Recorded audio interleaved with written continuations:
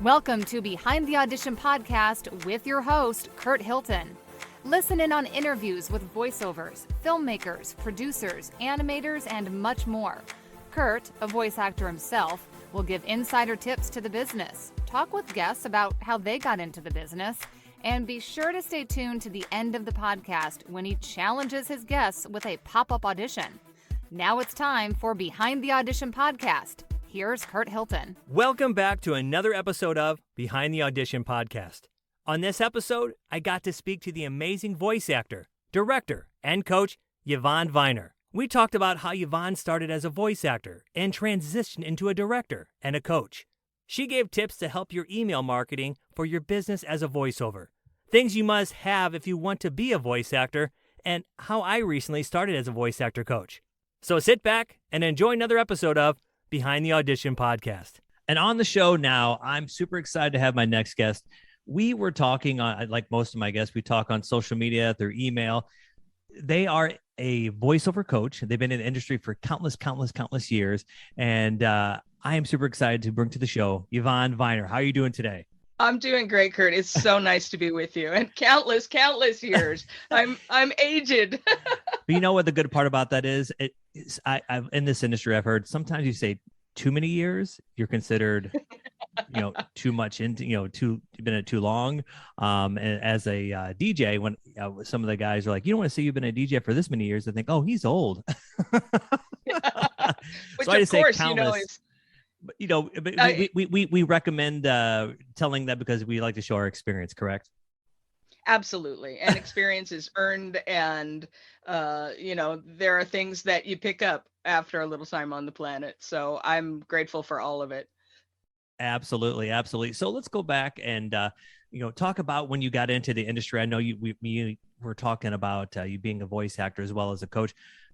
As a voice actor, when did you start acting? I started actually as a little kid. Mm-hmm. I was interested in acting as a kid and did, the rounds of kid commercials as about a 3-year-old. But shortly after that, I was gifted a tape recorder, and it was the pathway for me to fun and imagination. I could do my acting, I could do impressions. I actually wound up doing essentially what was a podcast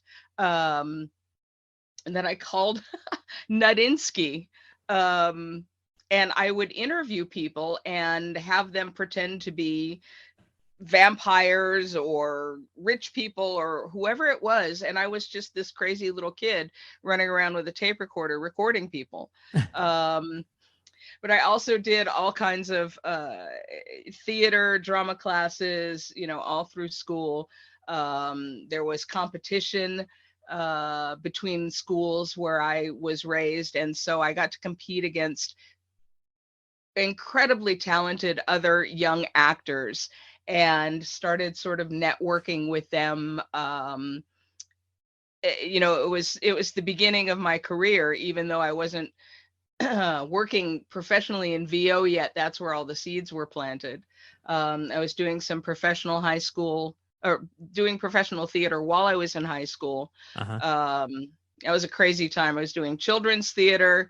I was doing play production, and then I'd go to Hollywood and work on the show there.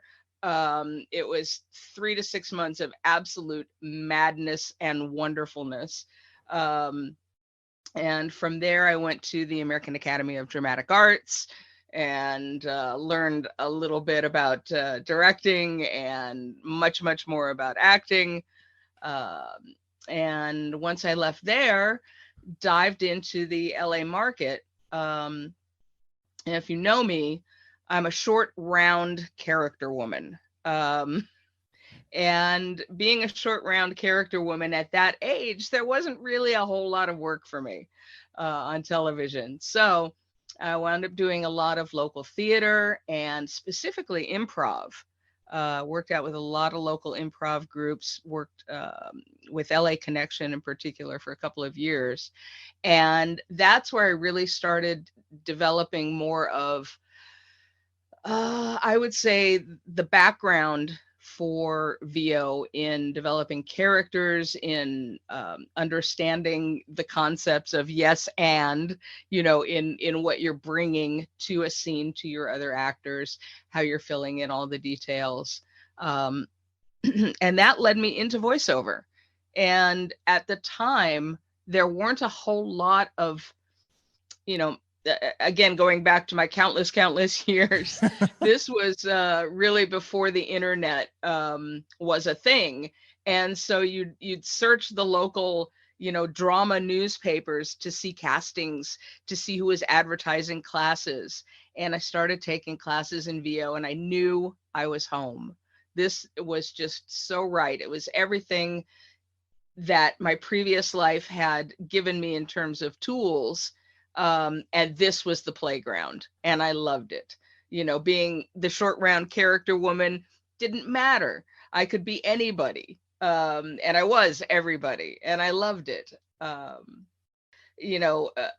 beginnings of voiceover for me. And then once I was in, I started studying with everyone I could find through, the Dramalog at the time newspaper, and through the people that I met in classes, and through the instructors of those classes, and started learning everything I could. And ultimately, one of the instructors that I had been studying with had started a casting company, Kalmanson and Kalmanson Voice Casting. And they had asked me to come in and administrate their education division. They were doing casting, and they were doing classes. Mm-hmm. And so it was an opportunity to sort of step behind the other side of the glass and the mic and see, from the perspective of a voice actor, what the casting companies were looking for and what their buyers were looking for. Which was a tremendous education for me as well. And it sort of took me away from the mic, because you can't work the full-time job and also pursue a full-time acting career. And my priorities at that time were really learning about casting and learning about the fullness of the business. And that took me into booth directing at SBV Talent, Sutton Barth and Venari. And that was a real education and opportunity to really learn the craft. In directing people, it's amazing how much you learn about your own work when you're directing people. Absolutely. It sounds like, you started out as a voice actor, and you learned how to be a coach by, basically trying to find a coach and try to find find a way to polish your craft. And that's what kind of led you to being a director as well as a voice actor coach. And now you can kind of give the skills that you needed when you were a voice actor, it sounds right. Absolutely. And I wish that there had been coaches in the way that there are now, and internet and YouTube videos, and so many opportunities to get information from so many different sources, because that's what we're all hungry for when we're starting out. You want to be immersed in it. You want to know everything about it. You want to hear from the people that were there. I'm so a little bit jealous of the people that are starting out now, because they have all of those resources, but also I'm grateful for the fact that I had to kind of struggle for them, and that just that all of my background, interest in psychology, interest in stand-up comedy, interest in improv, interest in voiceover, always being behind a mic as a little kid, prepared me for VO in ways that I didn't understand at the time, but gave me such a great toolkit for VO. And so I think that any experience that you have in terms of acting or loving voiceover animation, or having favorite video games, or any of that, is a great entree to voiceover that you get excited about, and you want to know more about, and you want to invest your time and energy in. It's great.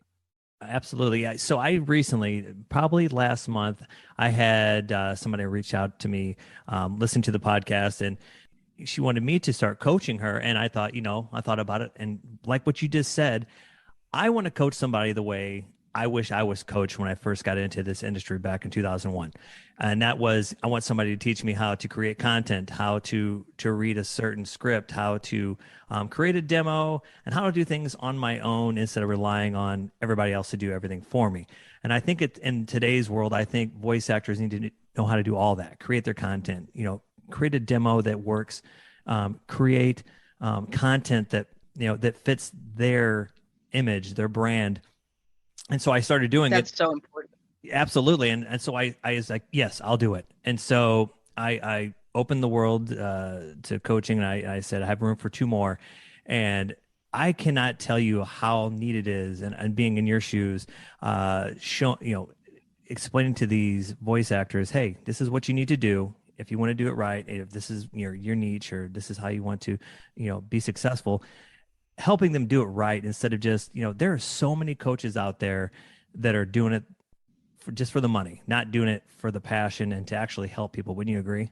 Absolutely. And conversely, I think that there are a lot of voice actors who come at it as, well, this is a good side hustle. I have a good voice. I'm sure I can make a bunch of money on the side.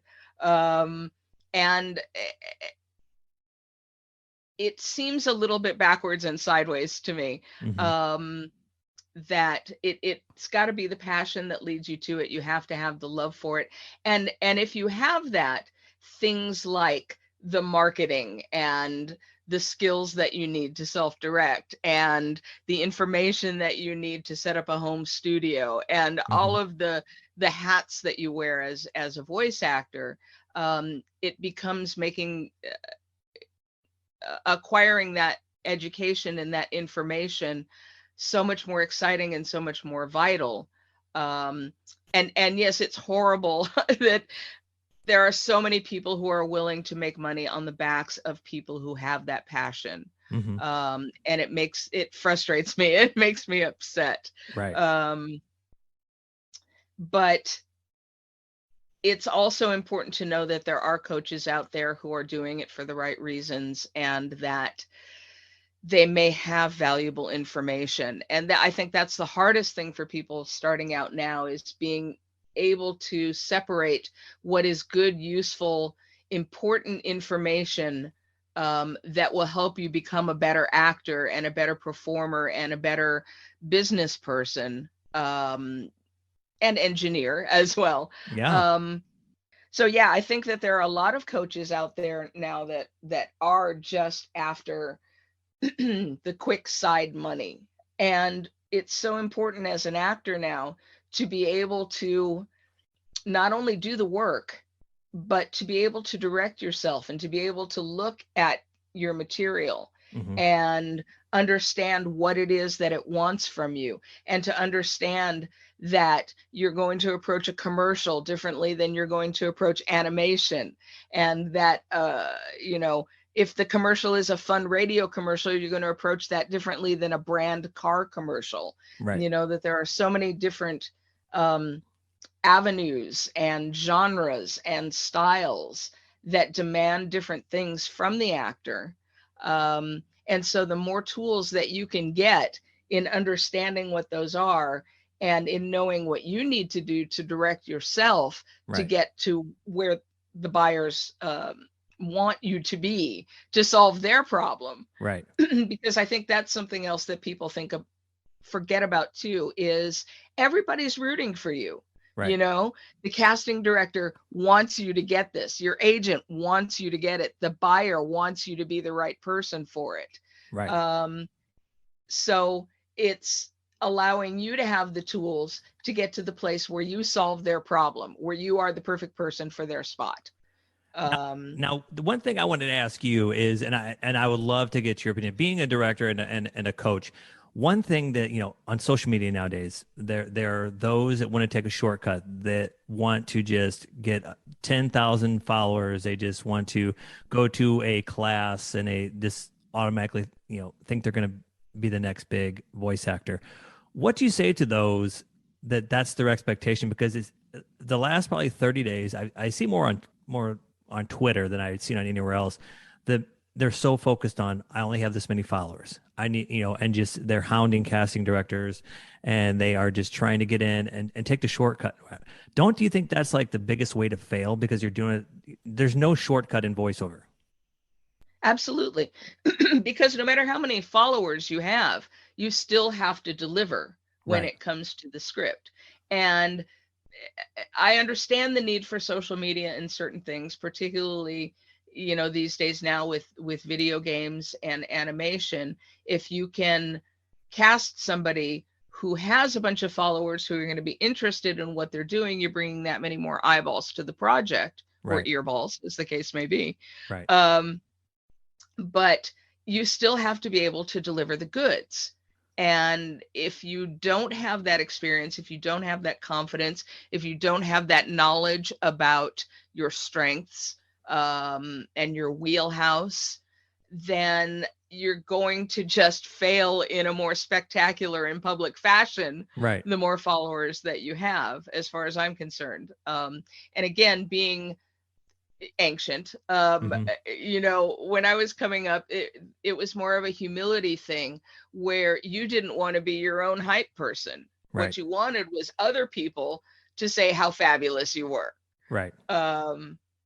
And if all you're doing is hyping yourself and all you've got is followers, then you're not doing the work to make you a better actor, that's going to allow you to, once you have those opportunities, to book them, to have the buyers understand that you have the goods, you have the Hmm. skills, to Hmm. think of you the next time they have the opportunity, Right. for someone, in your range. Being easy to work with is another really important part of getting hired again. So if you've got a lot of followers, but you don't have the skills, it's going to be a short-lived career, as far as I'm concerned. I love that, and with a lot of people out there, and you hear this also is, I love dropping in on Instagram Live or somebody's TikTok Live, just or Clubhouse, and just hearing the curiosity of those wanting to get into this industry, and pick their brains.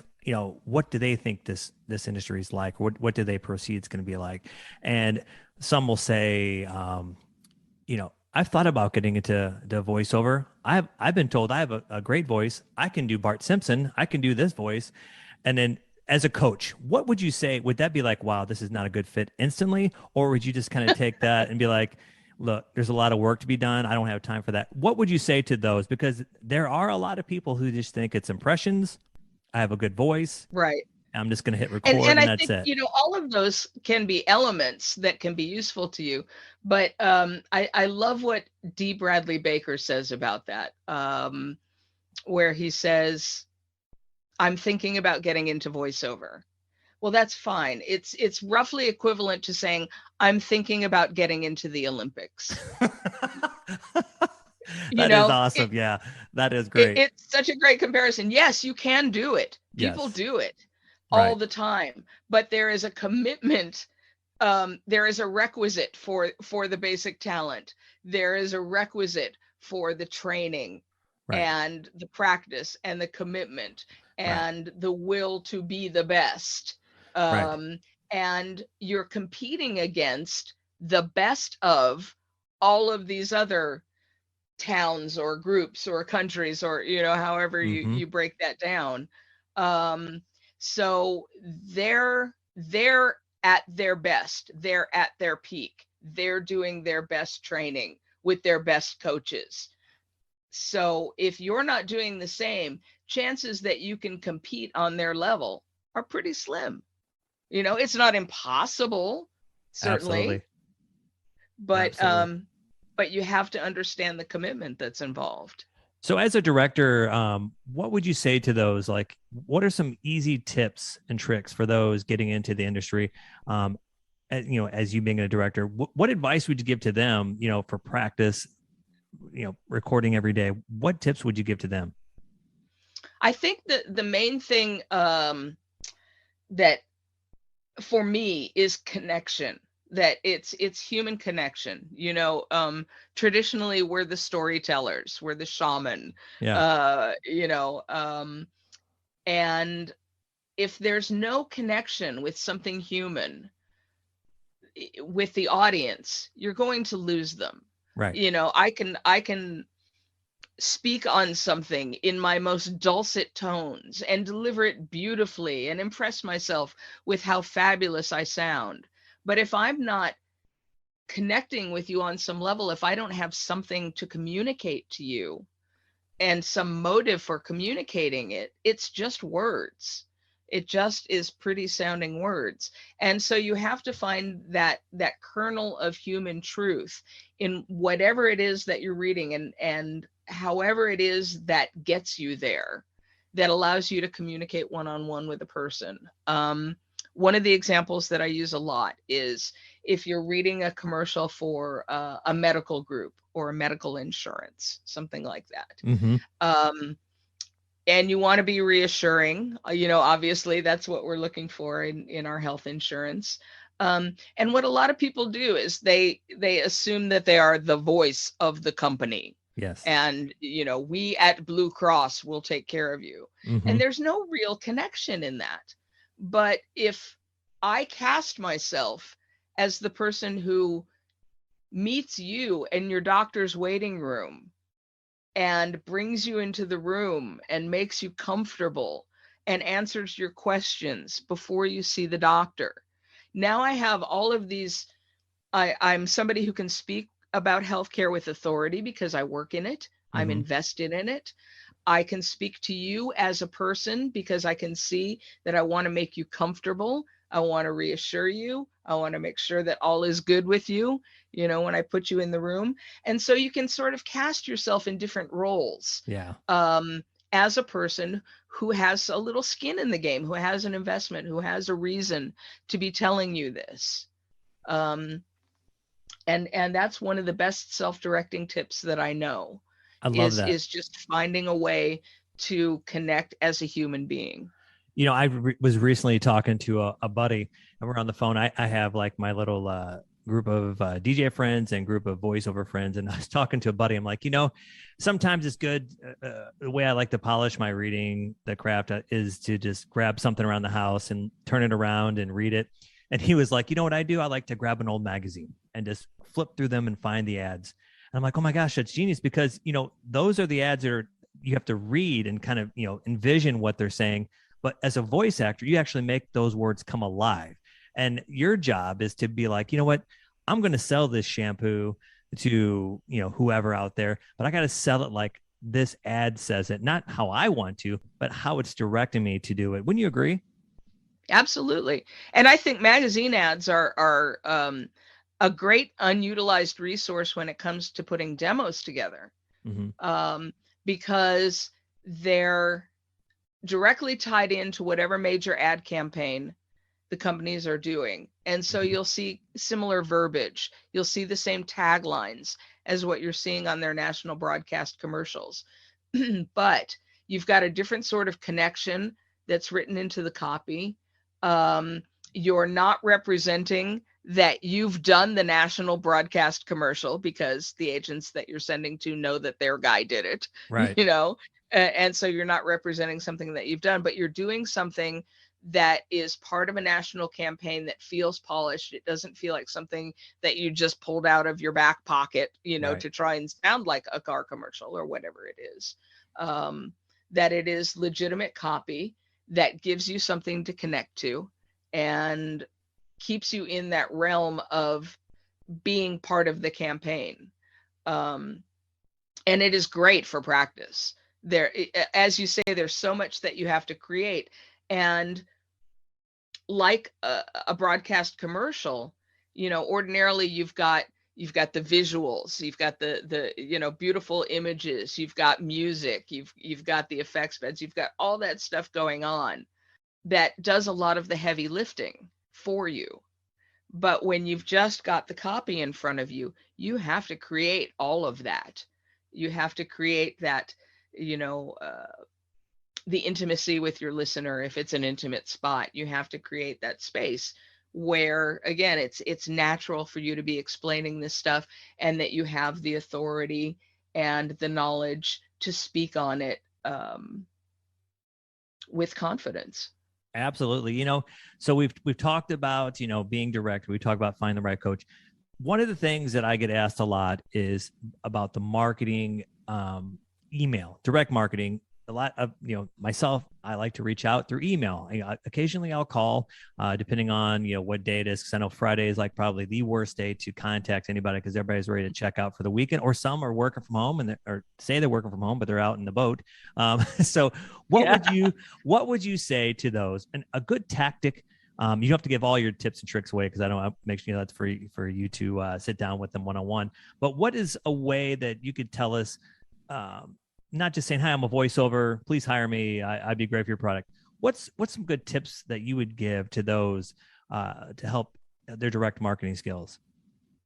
Well, I think absolutely it's important to research whoever that you're reaching out to and customize what you're offering to them. There's something that's a real turnoff about a blanket email, about a form email that feels like one.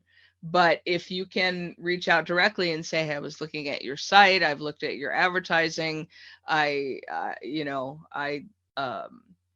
have done campaigns in the past that are very similar to this. I worked for such and such a company. I actually won a Telly Award, for the production that we did. So I think that, you can offer the value that way. Number one, you've done the research, you're invested, you know them, you know specifically what their needs are, you know how your skills will match those needs. And it's not just, an email saying, hey, my friends say I have a great voice and I have a good studio. Yeah. And wouldn't you love to hire me? It's again about solving their problem. I love about it. knowing what it is they need and being the answer to it.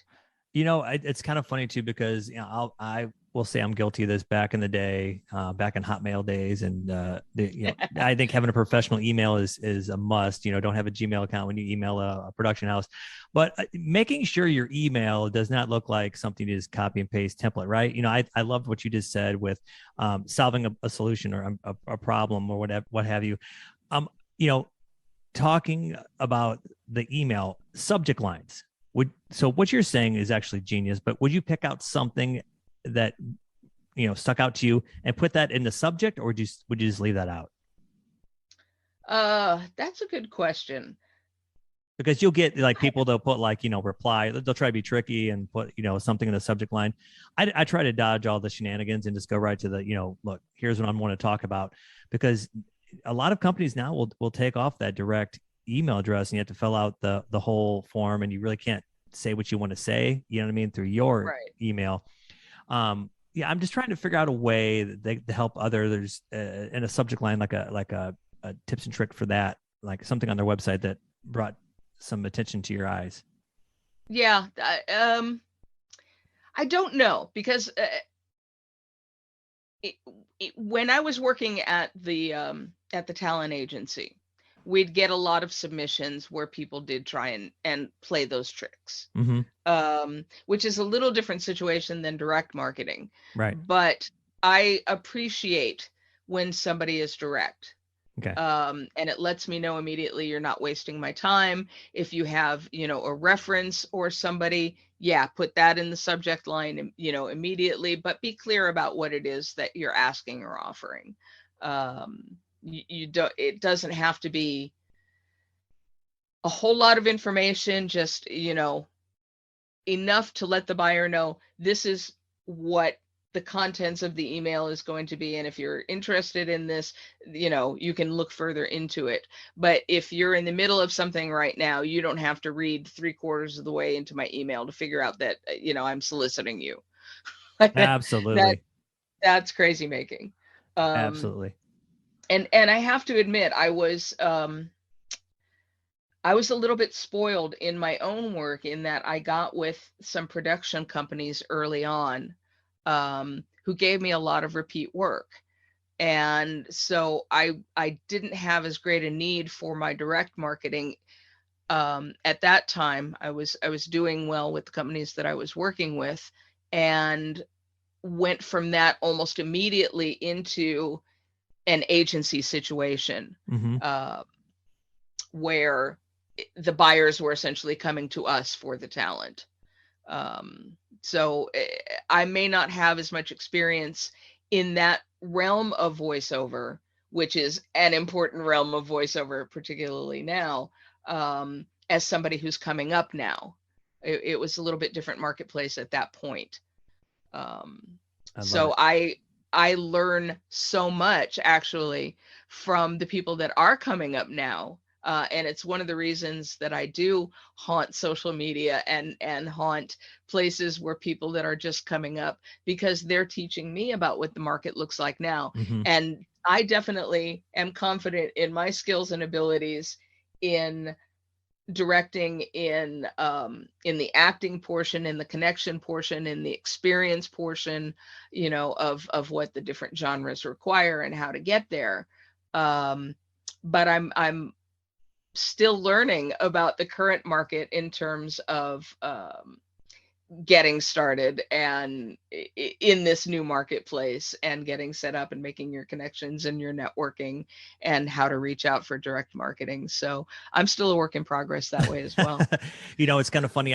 I'm 46, and I was recently I'll be on TikTok, because that's something I'm still trying to learn, the tips and tricks on there. And I came across a video, and I was sitting there and I'm thinking, okay, this individual's probably been a voice actor for, maybe I'm going to give them 2 years. And I used to be the kind that the ego would get in the way. I'll be honest and be like, what, they're trying to teach me something. Mhm. Then I thought, wait a minute, they're genius. These are the people we need to listen to also, because they're the ones that are going to be taking over voiceover in the future, and these That's tips and right. tricks working. So I have to admit, I kind of changed my ways and opened my eyes to opportunity from the younger generation. I recently talked to Kayla Pitts, and I find her work amazing. And I reach out to her social media, email, and be like, I like to pick the younger generation's brain, because I want to know where voiceover is going, because they're the ones that are taking us that way. You know what I mean? So Yep. my last question to you would be, for those getting into this industry, that with your knowledge, what's the most important thing they should focus on? Should they focus on their demo, getting a coach, building a brand first, who they want to be, finding their niche? What's the first thing they should focus on? All of the above, I think. I know it sounds like a cop out, but I do think it's important to have the skills in place, to get your coaching, to know who you are, which ties into your branding. But without having that in place, you're selling, where's your product? What are you selling? I Mm-hmm. can be the greatest marketer in the world, but if I don't have product, then it's pointless. So you have to be really clear Yeah. about who you are, what you're selling, to whom, Mm-hmm. what your skills are, making sure that you have all the right tools in place. Again, I can market myself as a carpenter, Mm-hmm. but I don't have a saw. and I don't have a drill. I only have a hammer, but I'm a really good carpenter.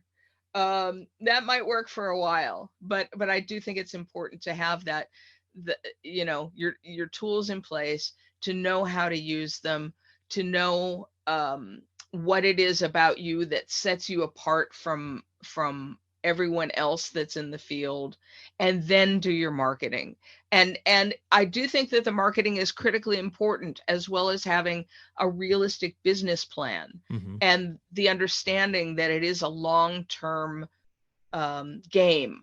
It's Mm-hmm. it's a marathon, not a sprint. Yeah. But if you can be patient enough to put all of those elements in place before you start doing the big marketing, I think your chances of success are a lot greater. And we all did the horrible little jobs on our way up that taught us things. I Mm-hmm. did woof, I did rental listings on the phone Oh my goodness. for a couple of years as a little side gig. And it taught me a lot Hmm. about keeping it fresh and keeping, that line of communication open. And was it the most glamorous job in the world? No. Is it the thing I'm most proud of having done? No. But it was a great tool, and it was part of the journey, and one of the things that gave me the tools um, to be ready to take on bigger things when those opportunities came up. So it sometimes feels like you're laboring in the casting call club or the five, or Yeah. or forever, but it's all valuable, and it's all important in taking you to the point where no matter who calls, you're ready for it. You have the Hmm. skills, you've got the experience, you've developed your chops, you know who you are, you know what you bring to the game. Absolutely. This was probably one of the quickest interviews. I mean, it's we could talk about this all day, and we'll definitely have to have you back on again. Where could we find you, and how could one hire you for to be a director or as well as a coach? I'm glad you asked. The most direct way is to reach me at my website at YvonneViner.com, Hmm. YvonneViner. It's got a little bit about my philosophies and some testimonials from people who I've worked with, and a little about my history. I've also been working with SkillsHub.life, which is a coaching platform that Jennifer Hale, video game actress extraordinaire, has put together. And what it is 70 or so VO actors, coaches, casting directors, people with great experience in the industry who you can hire for as much or as little time as you like. So it's that chance to get 20 minutes with a coach, and either ask direct questions or get help with an audition, or learn a little bit more about a discipline that you've wanted to know more about. And it's a great platform. There's also opportunities for workout rooms that they have there, an opportunity to work with a variety of different coaches if you're not sure what you want. SkillsHub.life, can't say enough good stuff about it. But if you'd rather not join a platform because there is a small monthly fee, you can reach me directly through my website, YvonneViner.com, and we can talk directly as well. It has been so nice having you on the show. Like I said, it's been great talking on social media as well as emails and everything that we do as voice actor, directors, coaches, what have you. Yvonne Viner, thank you so much for being on Behind the Audition podcast. Curt, thank you so much for the opportunity. I've really enjoyed it, and I love what you do, and I hope that we get to do this again sometime soon. Absolutely. Thank you. Thanks for listening in on Behind the Audition podcast, made possible by Hilton Productions. If you need a male or female voiceover, contact us at hiltonproductions.com. Hilton Productions, let our voices do the selling.